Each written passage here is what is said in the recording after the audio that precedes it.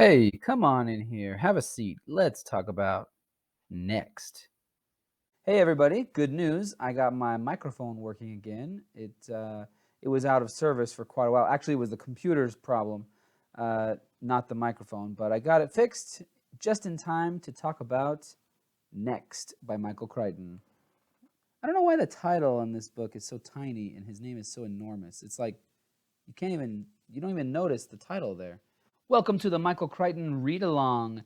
If you've been watching this channel or watching this series of videos for any length of time, then you probably know that this is an idea I got from a channel called Mike's Book Reviews. And every video that I make about the Michael Crichton Read Along, I always recommend you check out Mike's channel. Mike's Book Reviews channel is really good. It's probably my favorite. It's the only one I watch regularly, to be honest, because I spend too much time watching YouTube. So I turned off the notifications for all my other channels except that one and like a couple others. But it's the only BookTube channel that I actually watch regularly. Not that that has anything to do with anything, but it's a good channel, so check it out. So Mike, this guy, he has his own channel, and he made this thing called the Michael Crichton Reread, because he has already read pretty much all these Michael Crichton books, I think. I call it the Michael Crichton Read Along because I have not read I have not read most of them. I've read almost all of them now, but when I started, I had not read most of them. I am like off the walls, cannot think straight. It's midnight. Maybe I'm tired. I don't know. Sorry. Let me refocus here. So we read one Michael Crichton book per month, and it's been a blast. Some of them have been really fun. Some of them have honestly been kind of like sort of stinkers, but nothing's ever like that bad. They're all pretty decent. But some of them have been like really top-notch, amazing, fantastic reads that I'm really happy that I checked them out, because honestly, I never really planned on reading much Crichton, and then he announced this thing this started last February in 2021, and I don't know why I'm telling the whole story of it, because you guys probably already know. And I'm glad that I joined, because it's been a lot of fun. So we're getting close to the end. We're getting close to the end here. We've got just 3 more months to go. Unfortunately, Mike of Mike's Book Reviews is actually not doing the Michael Crichton book reviews on a regular basis anymore, but he did a live stream recently, and I actually commented. I was like, when are we getting more Michael Crichton? And he said that he is going to do them. He's just sort of like doing other things at the moment. So he's not keeping to the 1 book a month schedule. I am trying to do that, and I've been happy with how I've been able to keep up with that. I got a little bit behind for a little while, and then I caught back up, and we're all caught up. So the read for this month is Next, and let's talk about it. This book is bonkers, you guys. It's freaking crazy. I don't know what I'm even gonna say about it. I finished it a couple weeks ago, and I've been kind of mulling it over a little bit, and I don't even know where to begin. It's just wild. It's very I don't even know what to say, like what it's about. Genetic engineering, let's say that. Like overall, very basic, general, broad level. It's about genes and the potential outcomes of genetic engineering stuff, advanced microbiology, sciencey, genetic stuff that I don't understand at all.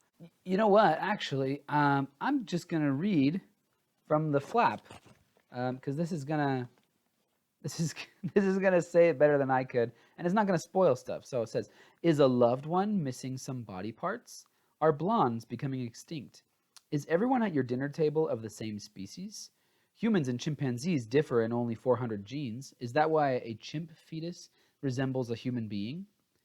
And should that worry us? There's a new genetic cure for drug addiction. Is it worse than the disease? We live in a time of momentous scientific leaps, a time when it's possible to sell our eggs and sperm online for thousands of dollars and to test our spouses for genetic maladies. We live in a time when 1/5 of all our genes are owned by someone else, and an unsuspecting person and his family can be pursued cross-country because they happen to have certain valuable genes within their chromosomes. Oh yeah, there's some bounty hunters in this story too. It's wild. Devilishly clever, Next blends fact and fiction into a breathless tale of a new world where nothing is what it seems and a set of new possibilities can open at every turn. Next challenges our sense of reality and notions of morality, balancing the comic and the bizarre with the genuinely frightening and disturbing. Next shatters our assumptions and reveals shocking new choices where we least expect. The future is closer than you think. Yeah, actually, that about sums it up. There's like all kinds of wild stuff, and yet that doesn't tell you anything. So, yeah. Um, Overall, I did kind of like the book. It was okay. But anyway, like there's so many different plot lines going through the story. There's like I don't know where to begin.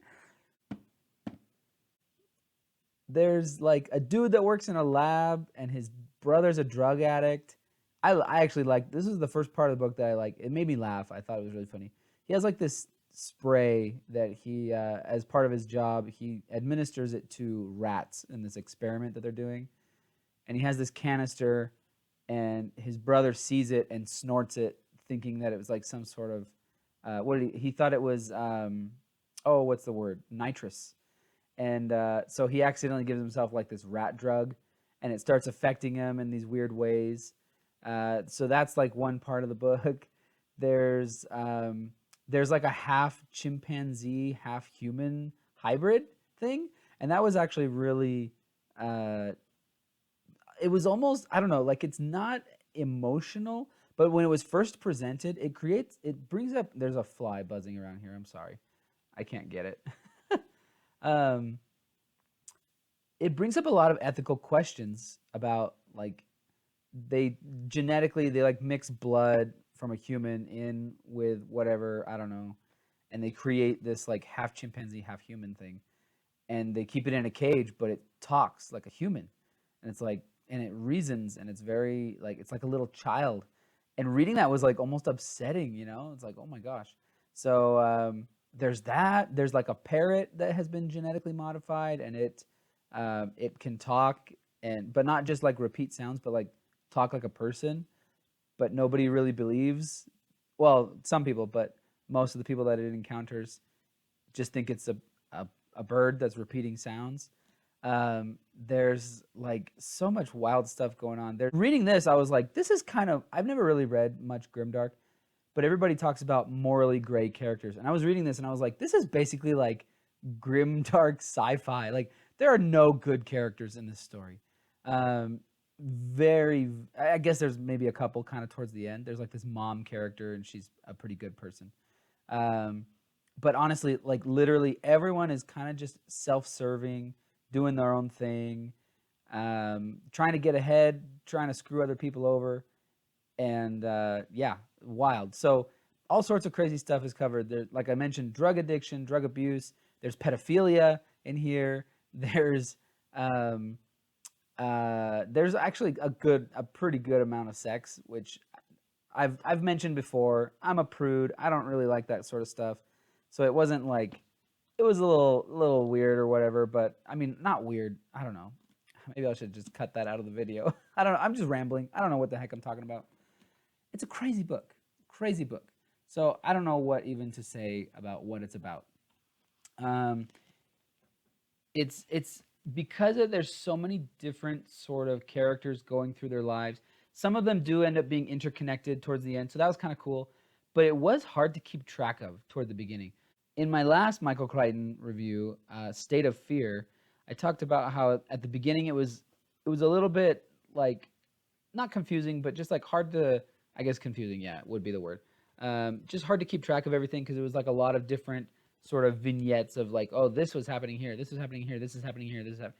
That's what this book was like for the whole book, and so like you would just have like half a chapter from this dude's perspective, and then you'd have like 3 or 4 other chapters from other perspectives, and then you come back to that guy like nothing had happened.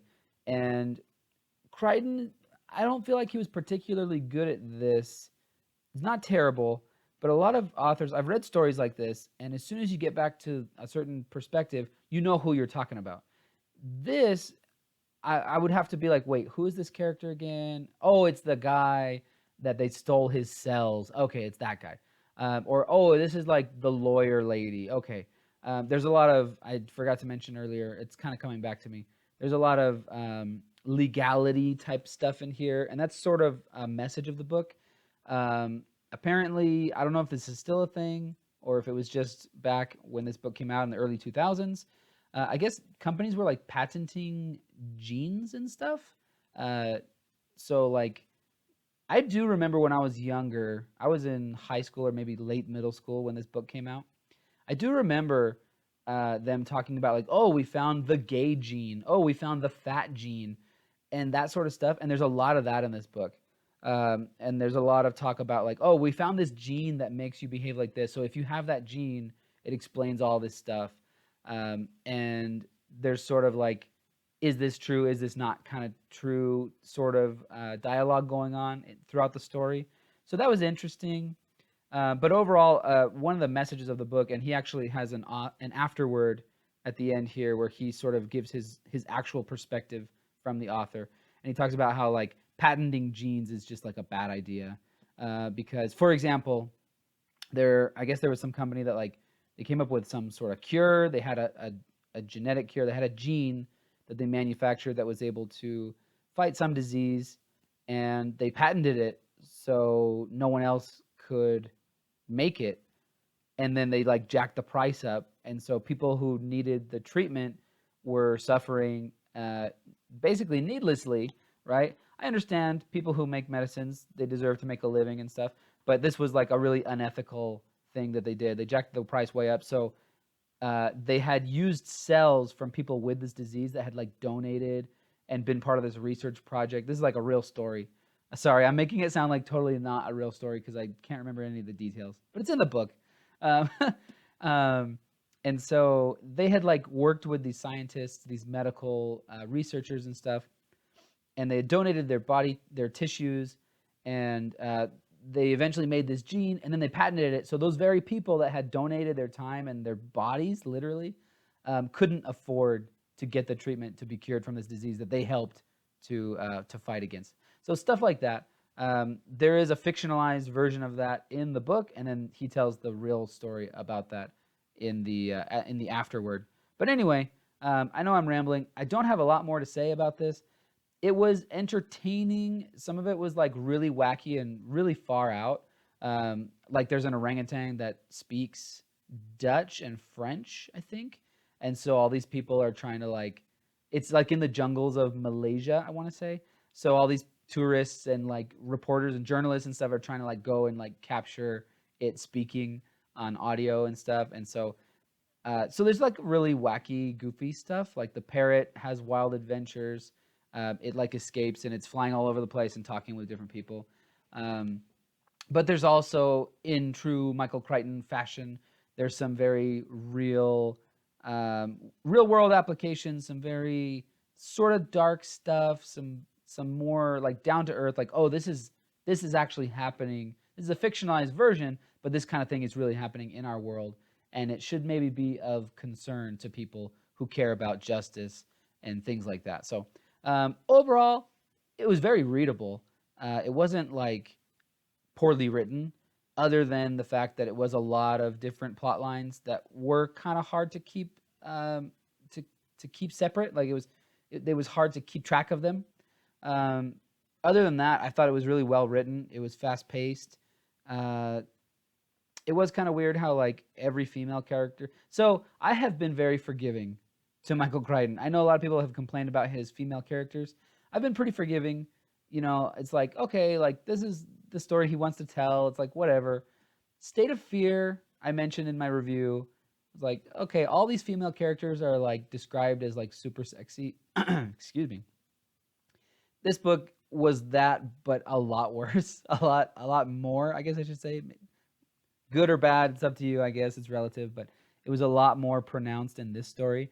Like, practically every female character was like super duper sexy and also super, for lack of a better term, like slutty. Like there's a lot of sleeping around in this story. So I don't know. There's just it actually, it was to the point where I was like, yeah, this is too much. I can't really overlook this. Like every single female character, except for like maybe one or two, are just like, they're literally like, they're just there to be a sexual thing. That's like their only purpose in the story. So I would put that in the cons. That was definitely not a pro for this story. But other than that, the many plot lines that were hard to keep track of, the poor female characters, those are probably really, I'm trying to think, like the only real downsides here. And everything else was either like, just kind of moderate, like in the middle to good. So yeah, kind of worth the read. It was interesting. It was fun. It was wacky. Not too long. And that's my review of Next. I don't know what else to say. Sorry, I knew going in that this video was gonna be bad because this book is just, it's wild. It's wild. It's not bad wild, but it's just wild. What did I call it? Bonkers. It's hard to keep track. It's like, holy crap. I can't believe like he thought of all this wild stuff and he put it and somebody published it. I don't know. I'm speechless practically. So whatever. Nobody watches videos anyway. I don't care. Next in what is it, April? So in May, we're only a couple days away from May, 3 days away from May. I am going to read and review Pirate Latitudes. I'm really interested in this one because it seems, just from the name, I don't know anything about it. Just from the name, it seems like maybe more of a sort of a fantasy style story. Like maybe back, like Eaters of the Dead didn't have much science in it, right? Everything since then has had a lot of science. He's very, he's very well known for being the sci-fi thriller type of storyteller guy. So I'm interested. Pirate Latitudes, like what the heck? What could this be about? I don't know. So we'll find out next month. So tune in. I hope you enjoy it. I hope you enjoyed this video. Let me know how terrible this video was in the comments. I don't normally ask you to leave comments, but you should tell me how bad this video was. And if you've read this book, tell me what you thought about it in the comments. I'll talk to you there. The Caribbean, 1665, a remote colony. Oh, so this is a story about like actual pirates? Like, what, 350 years ago? I don't think I've ever read a pirate book before. There's a Kraken? Yeah, this sounds fun.